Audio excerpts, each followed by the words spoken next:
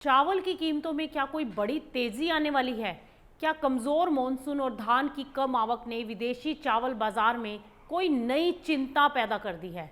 भारत से लेकर बांग्लादेश तक धान की फसल पूरी तरह से दबाव में है, जबकि एक्सपोर्टर्स की कॉस्ट लगातार बढ़ रही है। नतीजा, भारतीय चावल के एक्सपोर्ट भाव करीब 10 महीने के ऊपरी स्तर पर जा पहुंचे। आखिर क्या है इसकी वजह और आने वाले दिनों में चावल बाजार किस दिशा में जाएगा? आइए जानते हैं इस पूरी रिपोर्ट में। भारतीय चावल बाजार में तेजी की दस्तक दरअसल साफ सुनाई देने लगी है। कमजोर मॉनसून और बाजार में धान की सीमित उपलब्धता के चलते भारतीय चावल के एक्सपोर्ट के भाव लगभग 10 महीने के ऊपरी स्तरों पर जा पहुंचे हैं। 5% टूटा हुआ उसना चावल 356 से $361 प्रति टन के भाव पर बिक रहा है, जबकि सफ़ेद चावल के भाव भी मजबूत बने हुए हैं। बढ़ती खरीद लागत ने एक्सपोर्टर्स को कीमतें बढ़ाने के लिए मजबूर कर दिया है। कोलकाता के एक्सपोर्टर्स के अनुसार बाजार में धान की आवक उम्मीद से कम है और जिसका सीधा असर खरीद कीमतों पर पड़ा है। धान महंगा होने से एक्सपोर्टर्स की लागत बढ़ी और यही वजह है कि अंतर्राष्ट्रीय बाजार में भारतीय चावल के दाम अब ऊपर हो गए हैं।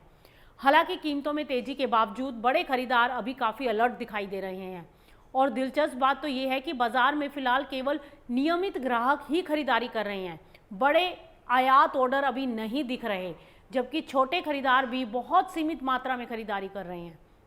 व्यापारियों का कहना है कि नई फसल की स्थिति स्पष्ट होने तक अंतर्राष्ट्रीय खरीदार बड़े सौदों से बच रहे हैं और अगले महीने धान की नई आवक और मॉनसून की चाल बाजार की दिशा तय करेगी।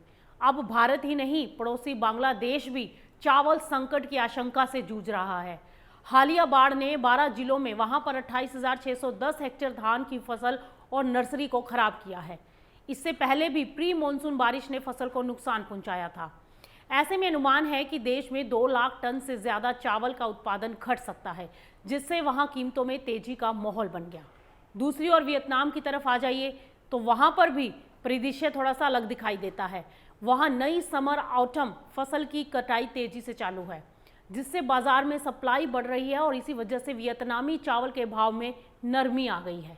हालांकि निर्यात के मोर्चे पर वियतनाम लगातार मजबूत है और 15 जुलाई तक उसका कुल चावल एक्सपोर्ट 53 लाख टन के ऊपर जा पहुंचा है।